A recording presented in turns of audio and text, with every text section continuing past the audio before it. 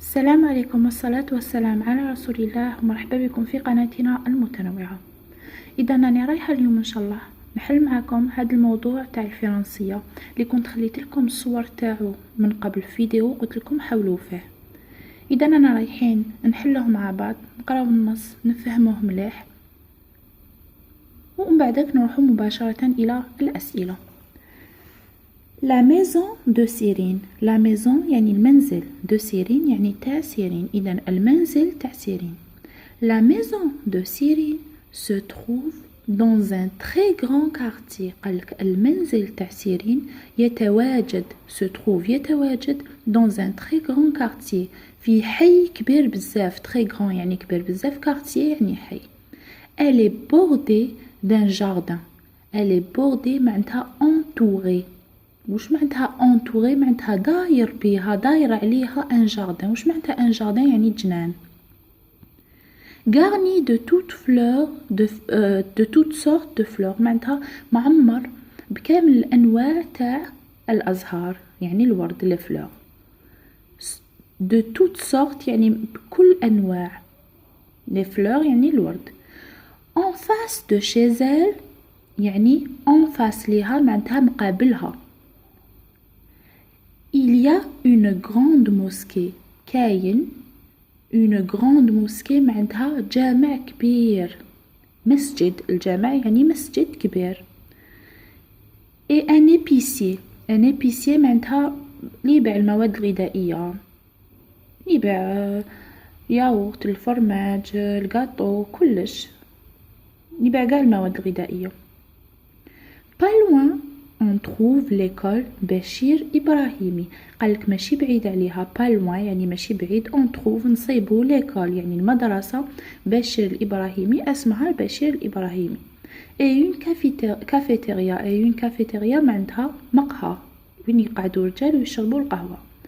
à côté يعني à côté معناتها قريب ليها، ماشي قريب يعني سوسوا قدامها، زعما هاي ليك هي هنا نقولوا à côté de là. إذن à côté de la maison de Cyrine يعني قدام la maison تاع سيرين se trouve تتواجد la villa de son ami أكرم. قالك كاينة فيلا يعني منزل كبير de son ami أكرم يعني الصديق تاعها بالك يقرا معاها في القسم. dont le papa et le coiffeur du quartier. قالك اللي الاب تاعو يعني الاب تاع اكرم هو لو كوافور. لو كوافور معناتها الحلاق، هكا يقولوا له اللي يحفف الرجال شعرهم ماتو. دو كارتيه تاع الحي. اذا نعاودو نقراو النص مره اخرى. La maison de Cyrine. La maison de Cyrine se trouve dans un très grand quartier. Elle est bordée d'un jardin garni de toutes sortes de fleurs. En face de chez elle, il y a une grande mosquée et un épicier. Pas loin, on trouve l'école Bachir Ibrahimi et une cafétéria. À côté de la maison de Cyrine se trouve la villa de son ami Akram, dont le papa est le coiffeur du quartier. إذا رانا قرينا النص، رانا فهمناه. نروحوا الآن مباشرة إلى الأسئلة. coche la bonne réponse معناتها دير إشارة في على الجواب الصحيح. La maison de Cyrine se trouve dans un quartier. المنزل تاع سيرين يتواجد في حي petit ولا grand.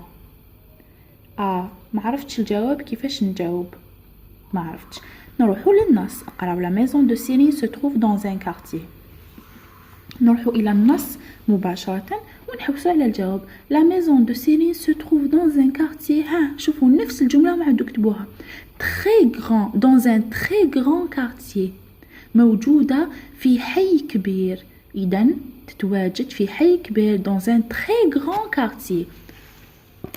عطاولكم هما بوتي يعني صغير ولا grand كبير. وشنو هو الجواب الصحيح؟ الجواب الصحيح هو grand. إذن la maison de Cyrine se trouve dans un quartier grand.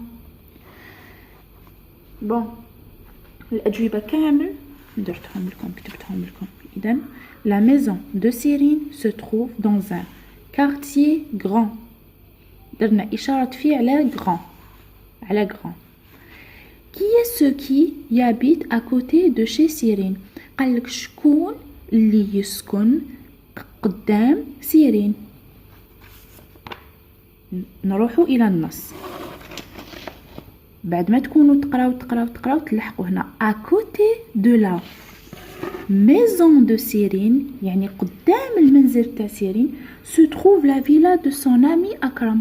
إذا شكون اللي يسكن قدام سيرين؟ هو أكرم. إذا الجواب كيفاش يكون؟ سي أكرم qui habite à côté de chez سيرين. قالك أكرم هو اللي يسكن قدام سيرين. Relève du texte le mot de la même famille que coiffer. Coiffer معناتها ندير شعري، نبدأ مثلا نمشطو، نطمو إلى آخره. هذا هو المعنى تاع coiffer. D'accord. قالك خرج un mot de la même famille que coiffer. إذن le mot من نفس العائلة يعني تاع coiffer. Le mot de la même famille que coiffer في النص كي نكونوا نقراو راح نصيبو coiffeur. D'accord. Coiffer, coiffeur هو un mot de la même famille que coiffer. عندهم le même radical. Relève du texte استخرج من النص deux indicateurs de lieu. إذن deux indicateurs de lieu كيما قريب، بعيد، ماشي بعيد، مقابل يعني en face إلى آخره. حنا في النص واش كاين؟ هاي نحوسو مع بعض. La maison de Céline se trouve dans un très grand quartier. Elle est bordée d'un jardin garni de toutes sortes de fleurs. En face هو indicateur de lieu. De chez elle il y a une grande mosquée et un épicier. Pas loin هي كذلك indicateur de lieu. On trouve l'école Bachir Ibrahimi et une cafétéria à côté. عفوا. إذن à côté تانيك هو وشنو؟ indicateur de lieu. Maison se trouve la villa de son ami Akram dans le papa et le coiffeur du quartier. هادو هما قالوا لكم خرجوا زوج. إذن مثلا كاين pas loin وكاين en face. هادوما indicateur de lieu. complète par et ولا et هما كلمتين ننطقوهم بنفس الطريقة، ما بصح كل وحدة والمعنى تاعها. هادية المعنى تاعها و. مثلا j'ai mangé une pomme et une orange و une orange. ما بصح هادية كي زعما مثلا نقول لك mon papa et مثلا et le coiffeur du quartier هو الحلاق تاع الحي تاعنا مثلا. إذن إيه هدية ترجع على لو بابا هو الحلاق تاع الحي. فهمتوا؟ ما بصح هذه المعنى تاعها هو. إذن كريم et Sabrina sont des camarades de classe. هنا أنا راح نستعملوا إيه هدية للمعنى تاعها و، يعني نقولوا كريم وصابرينا sont des camarades de classe هما أصدقاء تاع القسم. ولا نستعملوا هدية اللي قلت لكم اي يعني ترجع على هذا كريم اي صابرينا هدية. لا نستعملوا هدية. وعلاه حبينا نقولوا كريم وصابرينا. كريم اي صابرينا sont des camarades de classe. معناتها كريم وصابرينا هما أصدقاء تاع قسم. فهمتوا؟ إذا نستعملوا هنايا نستعملوا الاي هدية.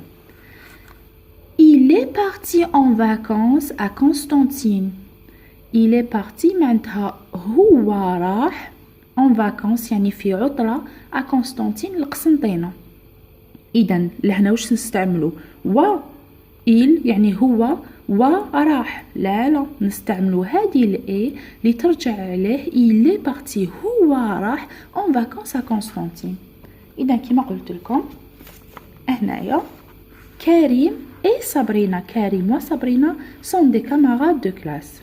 وهدية هاد الاي. إذن هذه الاي الأولانية وهذه الاي الثانية. هادي نكتبو EST il est parti هو راح en vacances à Constantine راح لقسنطينة. مي au féminin يعني داير في المؤنث، عطاو لكم كلمات في المذكر نتوما ديروهم في المؤنث. لو كوافور وشنو هو المؤنث تاعو؟ المؤنث تاعو هو لا كوافوز. ان انفيرميي نقولو اون انفيرميير. اذا لو كوافور واش تولي لنا في المؤنث؟ لا كوافوز. ان انفيرميي واش تولي لنا؟ اون انفيرميير. نروح الان مباشرة الى الوضعية الادماجية. présente en quelques lignes ta maison يعني عرفنا ولا وصف لنا، ماشي وصف لنا، عرفنا يعني احكي لنا كي اللي احكي لنا في بضعة أسطر على المنزل تاعك. إذا بالنسبة للوضعية الإدماجية أنا رايحين نديرو هذه تاعهم مليحة. إذا ما ميزون يعني المنزل تاعي est petite صغيرة.